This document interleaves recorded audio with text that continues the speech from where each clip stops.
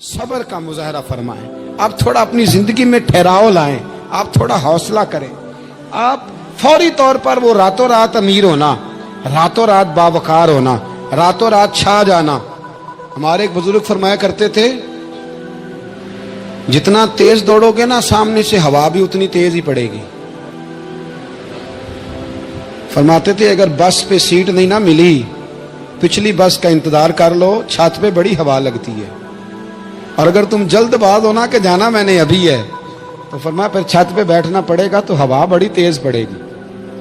پھر تھوڑا تھوڑا کر کے, حوصلہ کر کے, احتیاط کے ساتھ آپ سفر کریں. اپنی زندگی میں وہ استقامت لائیں جو ہمارے بزرگوں کا طریقہ ہے, وہ حوصلہ لائیں جو ان کو بڑا کرتا تھا, وہ والا ماحول لائیں جس سے ان لوگوں کے اندر طاقتیں آئیں. تو بھائی یاد رکھیں, آپ حالات کو وقت دیں. حالات کو, آپ چلے گئے ڈاکٹر کے پاس دوائی لینے, اس نے آپ کو دوائی دے دی 1 مہینے کی. اس نے کہا 1 گولی صبح کھانی 1 شام کھانی, یہ سیرپ ہے اتنا بڑا, 1 چمچ صبح پینا 1 شام پینا ہے. تو آپ نے کہا نہیں میں نے تو 2 گھنٹے میں ٹھیک ہونا ہے, تو ساری بوتل ہی نہ پی جاؤں, ساری گولیاں اکٹھی نہ کھا جاؤں, چونکہ ٹھیک جو ہونا ہے ہو جائیں گے آپ ٹھیک. وہ کہتا ہے 1 چمچ پینا ہے, 2 نہ پی لینا, یہ دوسرا اثر بھی ہو سکتا ہے, سائیڈ افیکٹ بھی ہو سکتے ہیں. آپ اس کو احتیاط سے لینا. اور کچھ گولیاں ایسی ہیں جو ڈاکٹر کہتا ہے پوری نہیں کھانی, آدھی کھانا, تو پھر پوری کھا لیتے ہو. بھائی تھوڑا انتظار کریں. آپ جہاں کھڑے ہیں, جس مقام پہ کھڑے ہیں, استقامت کا مظاہرہ کریں, تھوڑا وقت دیں. بڑی بات نہ کریں لیکن تھوڑا ٹائم دیں, تھوڑا حوصلہ کریں. ہم فوراً رزلٹ اناؤنس کرتے ہیں, فوراً.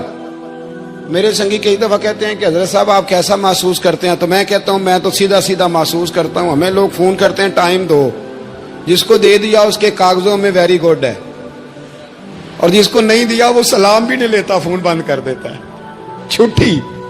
ویری گڈ آپ اس کے کاغذوں میں ہے جس کی بات پہ آپ پورے, اور جس کو آپ کہہ رہے ہیں کہ نہیں ذرا تو پیار کر, محبت کر, تو ٹائم دے, تو وہ اس بات کے لیے تیار ہے. تو آپ صبر کریں, آپ حوصلہ کریں, آپ جس سٹیٹس میں. اور زندگی میں یاد رکھیں, جتنا کوئی آپ کو اونچی اور بڑی جگہ پہ بیٹھا نظر آئے گا نا, اتنا زیادہ آزمائش کا شکار ہوگا وہ شخص. اس کے لیے روز ایک چوراہا ہے, روز ایک چوک ہے. اگر 20 لوگ آپ سے روزانہ رابطے میں ہیں تو آپ ایک جگہ پہ جا سکتے ہیں, یا 2 جگہ پہ 17-18 نے آپ سے ناراض ہونا ہے. آپ محسوس کریں اس بات کو. آپ جہاں بیٹھے ہیں, جس اسٹیج پہ آپ بیٹھے ہیں, آپ اپنی سیاسی جماعتوں کو دیکھ لیں. 10 بندے نکل کے ادھر چلے جاتے ہیں تو 5 نکل کے ادھر چلے جاتے ہیں, تو 6 اپنے الگ ایک گروپ بنا لیتے ہیں, تو 7. تھوڑا حوصلہ کریں, وقت دیں. حالات وقت پر تبدیل ہو جایا کرتے ہیں, سچائیاں ثابت ہو جاتی ہیں. جلد بازی والے ماحول سے نکلیں. حوصلہ, توانائی, یہ درست ہے کہ ہم انسان ہیں, کمزور ہیں, ہمیں پریشانی ہوتی, ہمارے اعصاب پر چیزیں سوار ہوتی ہیں, ہم ٹینشن بھی لیتے ہیں. لیکن بہرحال جب آپ کو آپریشن کرانا ہے تو پھر آپ کو تھوڑی دیر کے لیے آنکھیں بند رکھنی پڑیں گی. جب آپ کو ٹھیک ہونا ہے تو پھر آپ کو بیماری کو وقت دینا ہی پڑے گا, پھر آپ کو انتظار کرنا ہے. اور وقت بہت بڑا منصف ہے, اور بھائی بہت بڑے فیصلے ہو جاتے ہیں, بڑے بڑے انصاف ہو جاتے ہیں.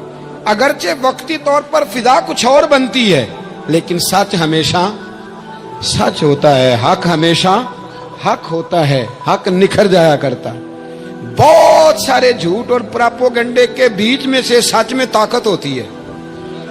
وہ خود اپنی قوتیں بنا کے بیچ میں سے اڑ جایا کرتا ہے, اور اڑ کے وہ چھا جایا کرتا ہے. اس کے اندر قوت ہوتی ہے, ہمت ہوتی ہے. وقت دیں, حالات ٹائم دیں.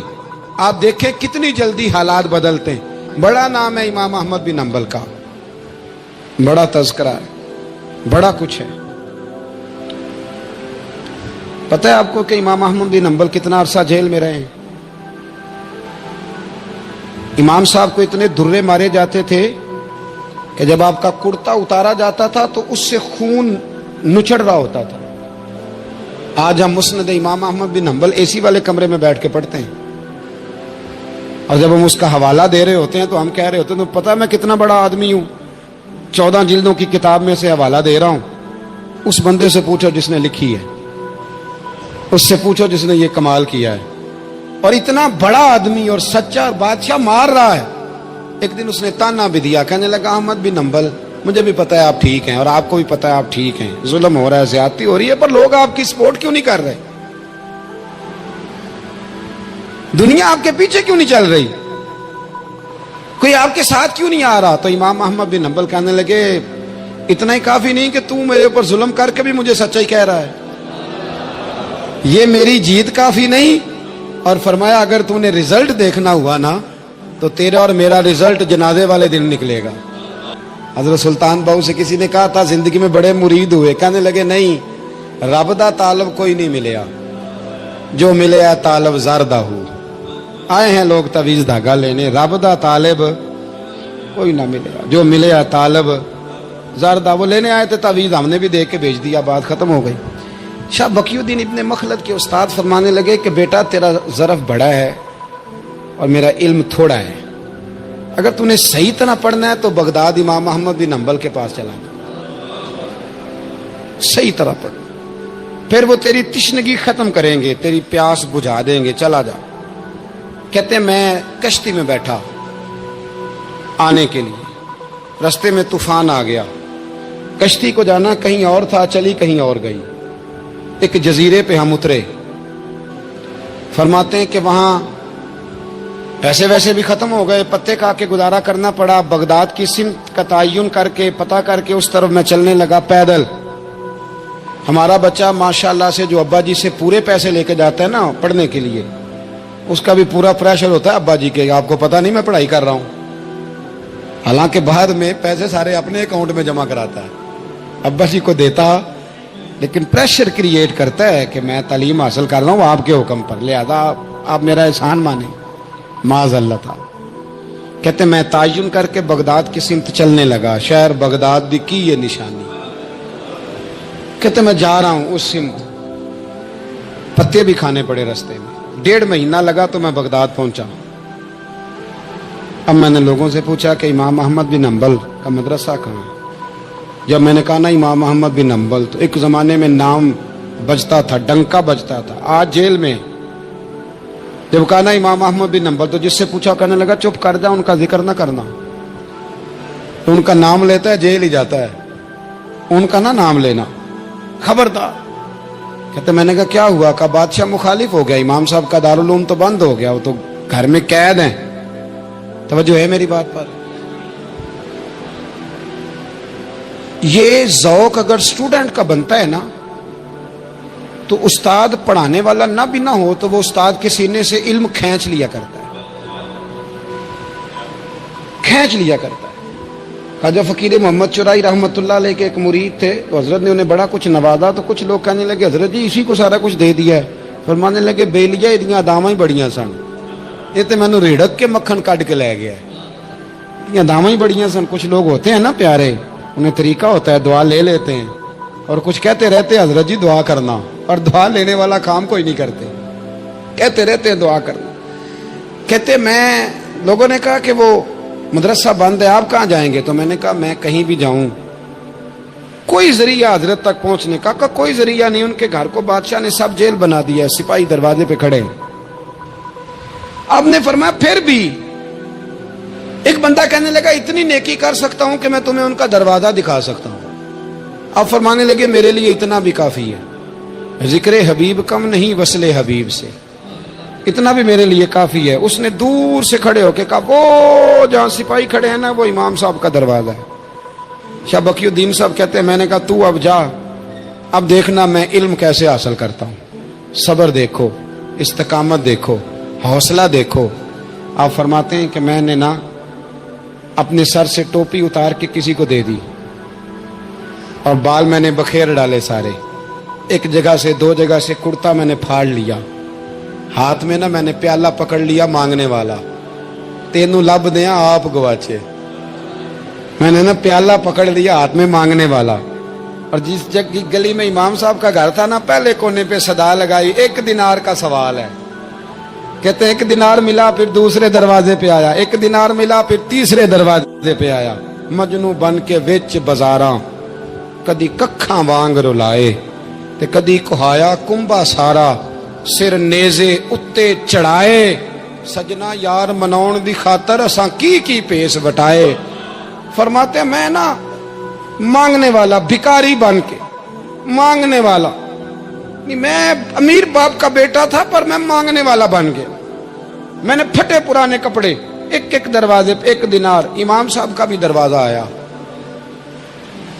کہتے میں نے صدا دی 1 دینار چاہیے تھا کہتے امام احمد بن حنبل دروازے تک آئے اور جب میرے پیالے میں کاسے میں دینار ڈالنے لگے تو میں رو پڑا میں نے کہا میرے محبوب کریم کی حدیثوں کے وارث اور جانشین میں تو کہاں سے چلا ہوں تجھ سے حدیث سیکھنے آیا ہوں مجھے خیرات نہ دے مجھے میرے مصطفیٰ کی 2 حدیثیں پڑھا دے تو کہتے ہیں شیخ کی آنکھوں میں امام صاحب کی آنکھوں میں آنسو آ گئے فرمانے لگے یار میں ابھی سوچ رہا تھا اسٹوڈنٹ ہی کوئی نہیں کس سے حبیب کی باتیں کروں آج تو پڑھا دوں گا تو کل کیسے آئے گا عرض کی حضور جب تک آپ جیل میں رہیں گے میں بھکاری بنا رہوں گا مانگنا جو ہے نوکر کی تے نخرا کی جب لینا جو ہے تو ختم ہو گئی بات پیالہ سیدھا رکھیں گے آپ فرماتے ہیں کئی مہینے 1 2 4 دن نہیں کئی مہینے میں ہاتھ میں نہ پیالہ لے لیتا اور گلیوں میں گھومتا 1 دینار کا سوال ہے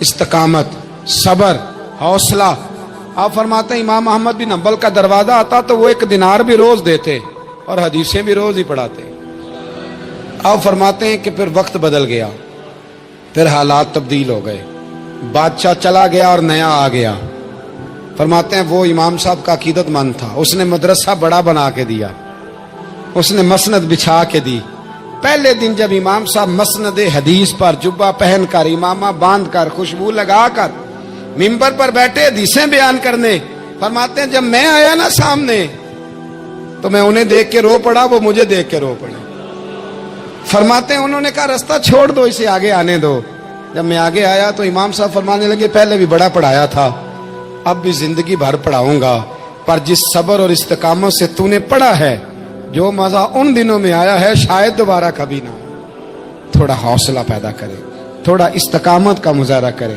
تھوڑا سا نا وہ حضرت خواجہ نظام الدین صاحب سے ایک شخص نے آ کے کہا تھا میرا پیر کامل نہیں تو میں نے بدلنا ہے فرمایا شریک قباحت تو کوئی نہیں کہنے لگا نہیں تو آپ فرمانے لگے تو اللہ کی رضا کے لیے خدمت کر ہو سکتا ہے تیری خدمت کی برکت سے اللہ اسے کامل کر دے اللہ کامل بنا دے تیری برکت سے کامل ہو جائے تھوڑا استقامت کا ماحول بنائے میں اس زمانے میں جو سب سے زیادہ کمزوری محسوس کرتا ہوں لوگوں کے اندر یہ ہے کہ تدبر نہیں حوصلہ نہیں ایک بت ہوتا ہے میری ذات کا جس سے میں ساری زندگی باہر نہیں نکل پاتا میں کہتا ہوں جو میں کہہ رہا ہوں وہ ہونا چاہیے جو میں چاہ رہا ہوں وہ ہونا چاہیے جو میری خواہش ہے وہ ہونا چاہیے ایسا نہیں ہوگا خواہشیں آپ کریں گے چاہتے آپ کریں گے پر پوری اللہ اپنی حکمت سے کرے گا پورا اللہ اپنی میرے نبی کریم علیہ السلام نے ایک دعا مانگی تھی اللہ میری امت لڑے نہ تو رب کریم نے کہا محبوب یہ دعا مجھ سے مانگے ہی نہ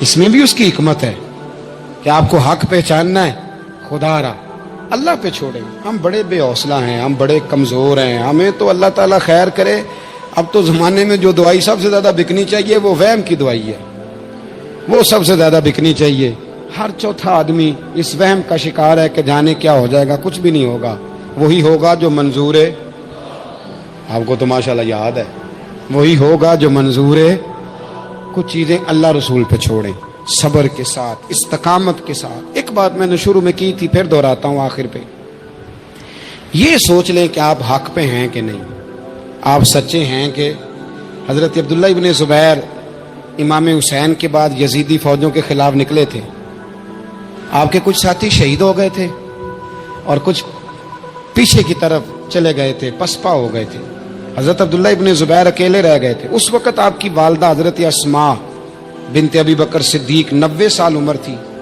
اور آنکھوں سے نابینا تھی فرماتے میں اپنی اماں سے مشورہ کرنے آیا میں نے کہا اماں میرے کچھ ساتھی پیچھے چلے گئے کچھ شہید ہو گئے میں جہاد میں اکیلا رہ گیا ہوں حکم کیا ہے تو اماں کہنے لگی عبداللہ پہلے یہ بتا تو حق پہ ہے کہ نہیں میں نے کہا اماں ہوں تو میں حق پہ پر مجھے تیری بڑی فکر ہے تیری 90 سال عمر ہے یہ تو میرے جو مقابلے والے ہیں یہ تو بڑے سخت گیر لوگ ہیں, میری لاش کے ٹکڑے ٹکڑے کر دیں گے, تو برداشت کر لے گی؟ تو حضرت اسماء نے پتہ کیا دلیرانہ جواب دیا تھا کہ بیٹا بکرے کو تکلیف صرف ذبح ہوتے وقت ہوتی ہے, جب اس کی کھال اتارتے ہیں پھر اسے کوئی تکلیف نہیں ہوتی, جب اس کے ٹکڑے ٹکڑے کرتے ہیں اسے کوئی تکلیف. تو کہا بیٹا حوصلے کے ساتھ رہنا, صبر کے ساتھ رہنا, اگر تو حق پہ ہے پہلے یہ دیکھ لے اگر آپ حق پہ ہیں, اگر نہیں تو توبہ کر کے حق پہ آئیں, اور اگر آپ حق پہ ہیں تو پھر آپ یہ ذہن بنا لیں کہ حالات بدلیں گے اور جو آپ کا نظریہ ہے وہ غالب آ کے رہے گا. اگر آپ حق پہ ہیں تو پھر اللہ آپ کو توفیق دے گا, لیکن زندگی میں ان چیزوں سے بچیں. امام اعظم کے خلاف سازش رچی گئی. امام صاحب رحمۃ اللہ تعالی علیہ کے پاس ایک بی بی دوڑی, حضور مسئلہ پوچھنا. آپ عورتوں سے ملا نہیں کرتے تھے, میں نے سوال کرنا ہے جی, جلدی جلدی سے اندر آ گئی. عورت جیسے ہی اندر داخل ہوئی باہر شور ہو گیا, امام صاحب کے پاس عورت ہے, اس نے بھی شور کر دیا کہ معاذ اللہ ثم معاذ اللہ, 10 درازی کیا امام اعظم نے.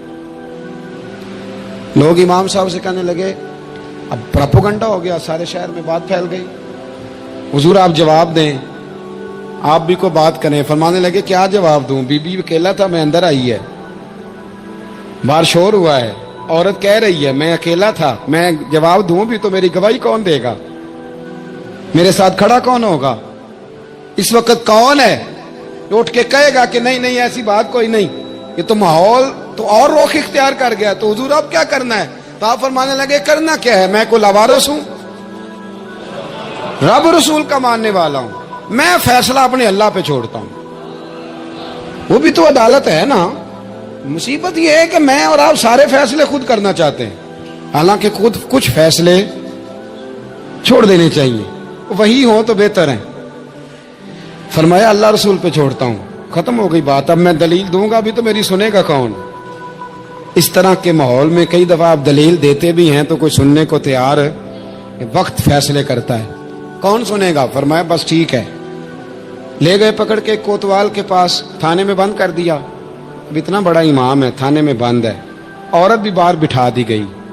امام صاحب نے اس سے کوئی ڈسکس نہیں کی. جب اندر تشریف لے گئے, سپاہی 2-3 کھڑے تھے. امام صاحب, او ہو رب کریم کے بندوں کا وہی طریقہ. امام صاحب نے وضو کے لیے پانی مانگا, اور پھر امام اعظم نے نفلوں کی نیت باندھی, اور 2 رکعتیں پڑھ کے کہنے لگے مالک عزتیں بھی تیرے پاس ہیں, ذلتیں بھی تیرے پاس ہیں, تو جس حال میں ابو حنیفہ کو رکھے گا مجھے شکوہ کوئی نہیں, میں تیری رضا پہ راضی ہوں, جیسے تو چاہے میں راضی ہوں تیری رضا پہ. امام صاحب دعا مانگ رہے تھے تو آنسو ہاتھوں پہ گر رہے تھے. نہ کبھی مصلی بھی آباد کریں, نہ کبھی دنیا کو تو دکھڑے بڑے سنا لیے, نہ 2 رکعتیں پڑھ کے روئیں رب کی بارگاہ میں, محبوب کا وسیلہ پیش کریں, نہ اسے بھی تو منائیں. امام صاحب کے آنسو گرنے لگے. سپاہی بھی پریشان تھے. وہ بی بی نہ خود ہی اٹھی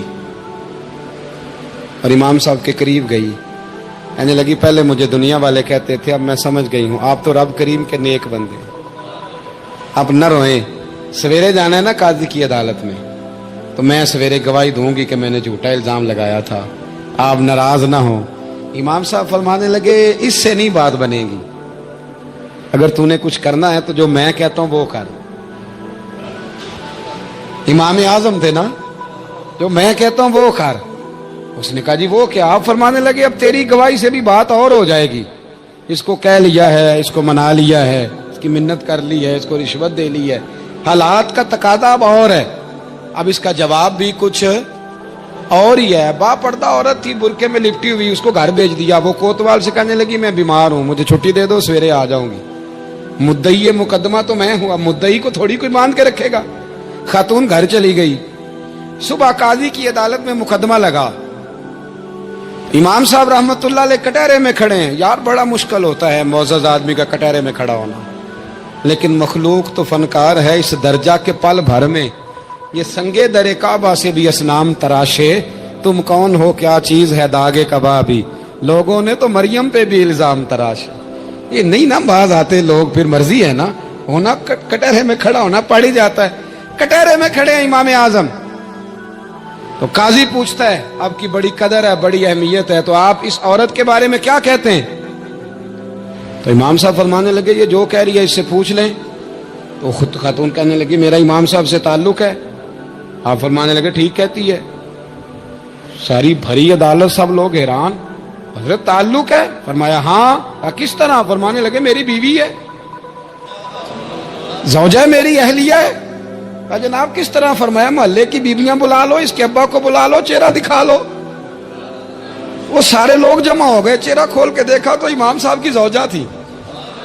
امام صاحب نے اس خاتون کو کہہ کے بھیجا تھا کہ یہی برقع میری بیوی کو دے کے سویرے بھیج دینا، یہی والا برقع جو تو نے پہنا ہے اب گھر جا اور میری اہلیہ کو یہ برقع دے کے بھیج دینا. وہ برقع دے کے اس نے بھیج دیا. جب امام صاحب رحمت اللہ علیہ کی اہلیہ ثابت ہو گئی کہ یہ تو امام صاحب کی اہلیہ ہیں جو کھڑی ہیں، اب وہ جو سازش رچنے والے تھے وہ دائیں بائیں دیکھ رہے تھے. تو امام صاحب نے ایک بات کی جو بڑی شاندار ہے. فرمایا تدبیریں تم نے بھی کی تھی، پر جو تدبیر میرا رب فرماتا ہے نا، جو تدبیر میرا، فرمایا یہ ابو حنیفہ کی تدبیر نہیں، یہ تدبیر میرے اللہ کی ہے جو اس نے مجھے عطا فرمائی، مجھے سجھائی. اب قاضی صاحب نے حکم دیا کہ جتنے لوگوں نے الزام لگایا وہ سارے معافی مانگے. وہ آئیں جس نے بات کی. بھائی وقت کو دیکھیں، فیصلے اللہ کے حوالے کریں. ہم لوگوں نے جھگڑے کر کے، دلائل دے کے، بحث کر کے معاملات کو اتنا الجھا لیا ہے. آپ یقین کریں ایک خاندان کی 15 میٹنگیں اور پنچایتیں ہو جاتی ہیں پر رزلٹ صفر ہے. وہ جی وہ فلاں چودھری صاحب